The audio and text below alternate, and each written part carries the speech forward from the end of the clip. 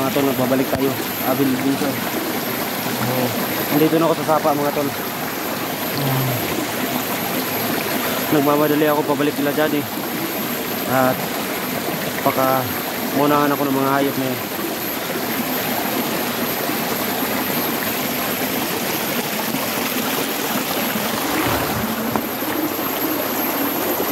Dito na ako sa Sapa mga tol.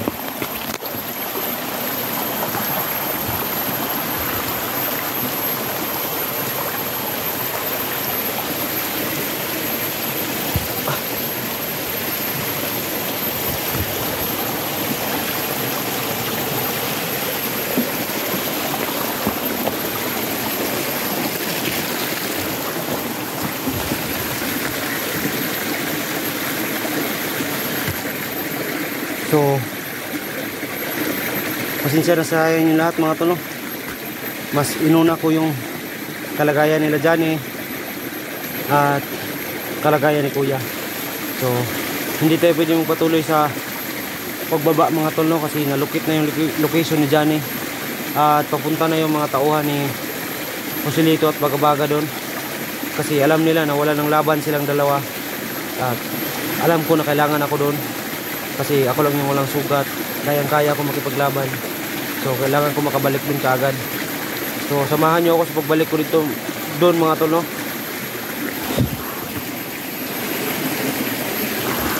At sana makarating tayo na sana walang nangyari sa kanila doon. Kasi hindi ko mapapatawad yung sarili ko mga tol kung may mangyari sa kanila o naunahan ako ng mga hayop na yun.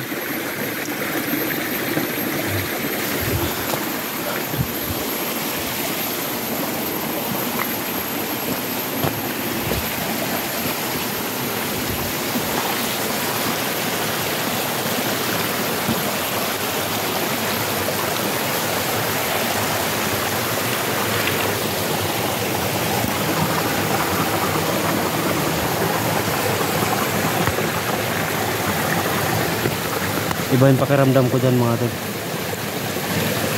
Din banda. Iba pakiramdam ko dyan. At sana mga tol, no, andun pa rin sila dyan eh. Kasi sabi ko sa kanila, hintayin nila ako doon. At dapat hindi sila umalis. So, yan yung dahilan mga tol kung bakit tayo nagmamadali ngayon. Kasi baka maunahan tayo. Alam ni Johnny na sinabihan ko si Johnny na wag silang umalis doon sa area na yon, at doon ako babalik. So dapat maunahan natin yung mga hayop na yon at masabihan si Johnny na umalis sila doon.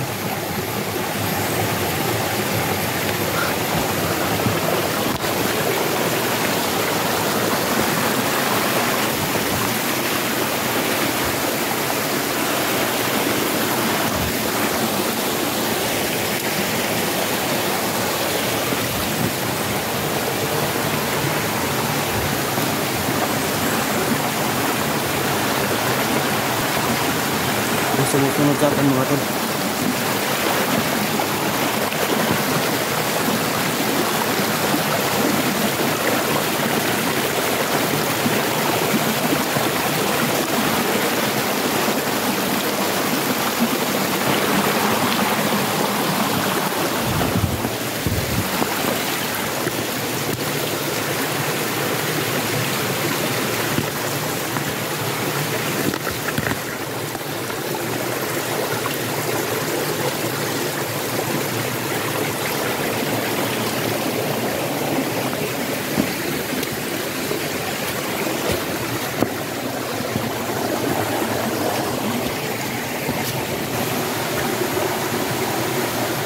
Kailangan ko mahanap sila dyan kagad.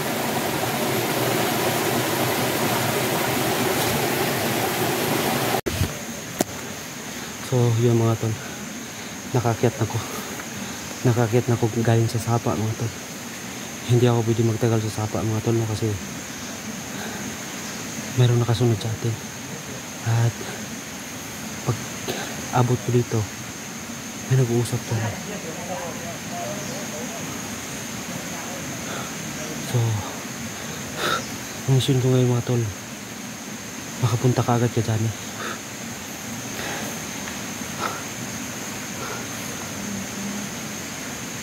At hindi ako makagalaw dito kasi sobrang dami nila dyan. Dyan banda. Dyan. Sobrang dami nila dyan mga tol. Dito muna ako nagtatago. Hintayin ko lang umalis sila. Kasi paubos na yung bala ko. Baka maubusan ako mga tol.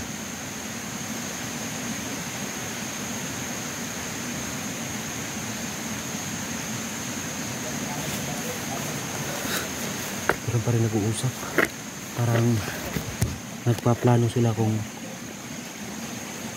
narinig ko kanina. Parang bumuo sila ng hukbo papunta kay Johnny. Kasi alam na nila na wala nang laban silang dalawa. Si Johnny at si Perry Bill. Kasi wala ako doon. Kaya ako pinipilit kong pumunta sa kanila. At sana maabutan ko pa sila doon mga tol. Kasi alam ko ubos na ang bala ni Johnny mga tol. Ubos na lahat. At si kuya wala yung ano. Ako lang yun. Ako lang ang merong ano pa. Hindi ko makasisigurado mga tol kung aabot itong bala ko. Sobrang liit na lang talaga mga tol.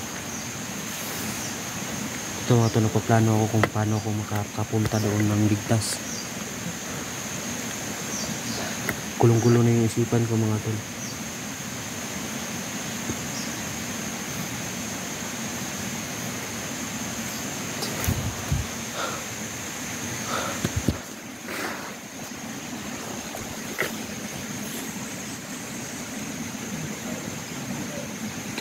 Meron talaga nag-uusap dyan mga tol. Hindi tayo pwedeng gumalaw dito, baka mahalata nila. Ito mga ganito mga tol. Bawal natin galawin yan. Baka pakita nila na meron gumagalaw. Baka paulan lang tayo ng bala dito.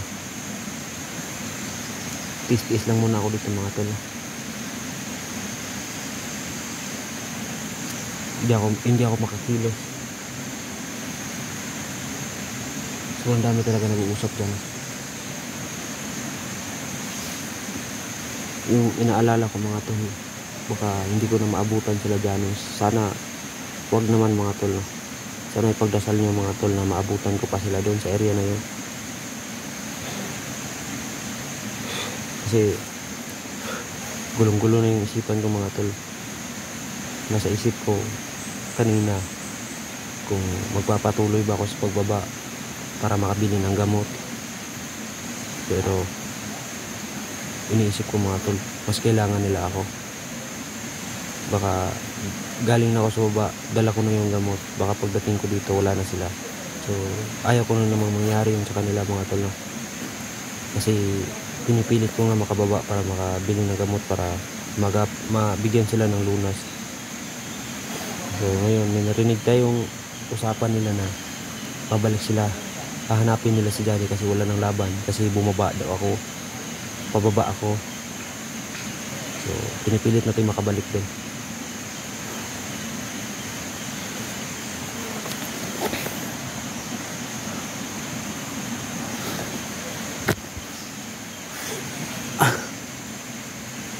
Sobrang tanga natin sa part. Sobrang tanga ko sa part mga tol kung bakit ko iniwan sila doon.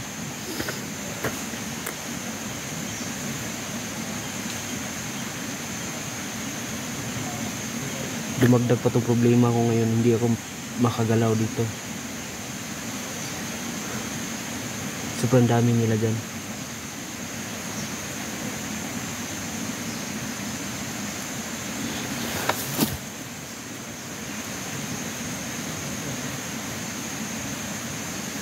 Kung may napapansin ko yung busis mga tol, sila yan. Andyan sila sa baba.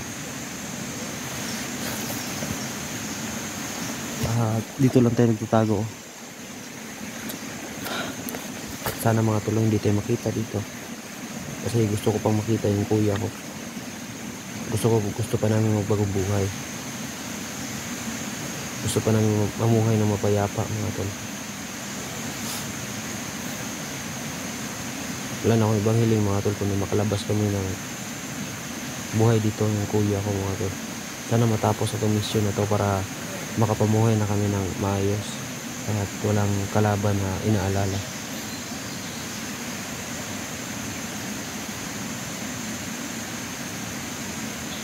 Ito Ito yung pinakamahirap mga tol. Wala man lang akong makausap dito. Wala akong masabihan kung anong plano ngayon. Talagang sarili ko lang talaga yung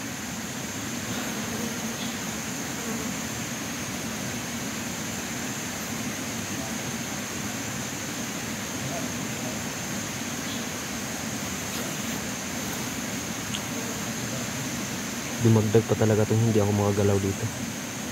Kasi pag tumayo tayo mga tol, ang damit natin mga tol hindi match sa paligid, mas mapapansin tayo na mabilisan.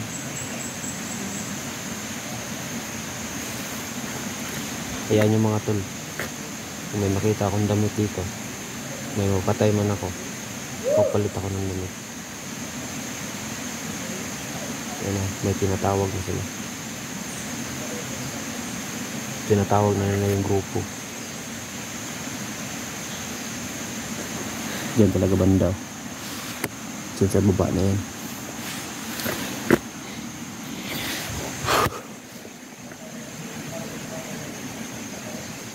Pinapakinggan ko silang lahat mga tol. Kung anong pinag-uusapan nila. Bumuo sila ng hukbo para puntahan yung location dyan.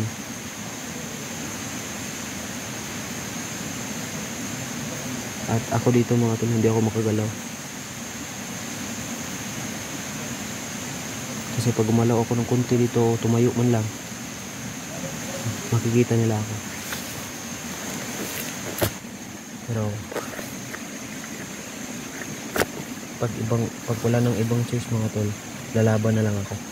Patay kung patay ng mga tol. Ayoko nang pahirapan yung sarili ko na hulihin nila, pahirapan nila hanggang mamatay. Ako mga tol, makipagbakbakan ako. Hintayin ko lang kung makita tayo dito.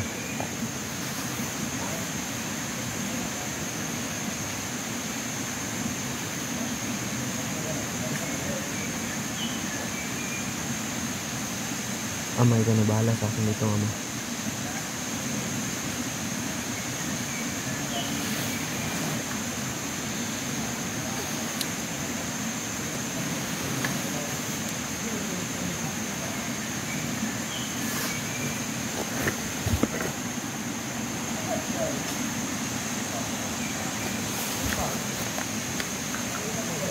So mga tol, huwag niyong kalimutang mag-share sa ating video. Pakilike na rin mga tol. In case na may mangyari sa akin dito, madali tayong matundon. Yun lang mga tol.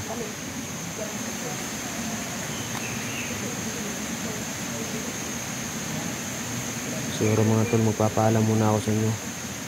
Mag-upcam muna ako mga tol.